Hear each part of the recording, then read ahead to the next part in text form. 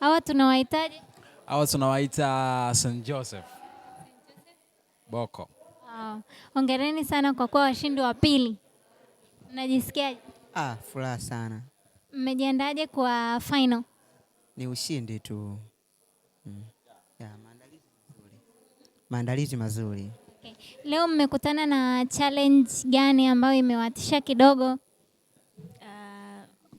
Wakati wa kujibu yale maswali section ya mwisho kulikuwa kuna penalty ya kukatwa max 4, kwa hiyo ndo changamoto tuliyokutana nayo.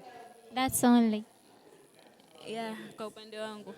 Okay. So how will you prepare yourself to overcome hizi challenge ambazo mmeziona leo kwa ajili ya matokeo mazuri zaidi in final?